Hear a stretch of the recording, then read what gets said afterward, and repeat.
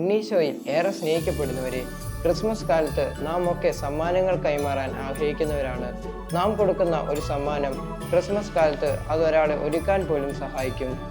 Russian നഗരത്തിലെ ഒരു കുടുംബം ഡിസംബർ 1-ാം തീയതി കൊച്ചു വെളുപ്പാൻ കാലത്ത് അവർ കുർബാന കൂടാൻ പോയി.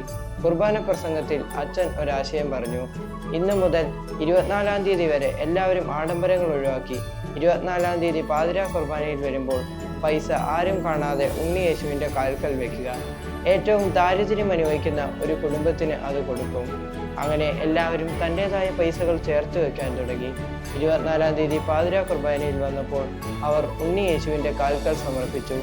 അവർ ക്രിസ്മസ് ആഘോഷിച്ച് അന്ന് രാത്രി വീട്ടിലെത്തി. കുറച്ചു സമയം കഴിഞ്ഞപ്പോൾ വാതിൽ മുട്ടുന്ന ശബ്ദം കേട്ട് അവർ വാതിൽ തുറന്നു. ഹാപ്പി ക്രിസ്മസ് പറഞ്ഞ് അവർക്കൊരു സമ്മാനം കൊടുത്തു. അവർ മടങ്ങിയ ശേഷം അവരത് പൊട്ടിച്ചു നോക്കി. അപ്പോൾ 3500 രൂപ കണ്ടു. അത്രയും നേരം അവരിൽ നിന്നുണ്ടായ സന്തോഷം അവരിൽ നിന്ന് മാഞ്ഞു.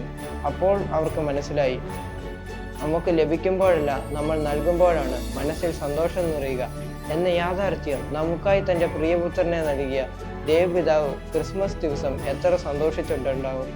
ഈ ക്രിസ്മസ് കാലഘട്ടത്തിൽ നമുക്കും മേടിക്കുന്നവരെക്കാളും കൊടുക്കുന്നവരാവാം. അങ്ങനെ ക്രിസ്തുവിനെ നമുക്ക് നമ്മുടെ ഹൃദയത്തിൽ സൂക്ഷിക്കാം. എല്ലാവർക്കും ഹാപ്പി ക്രിസ്മസ്.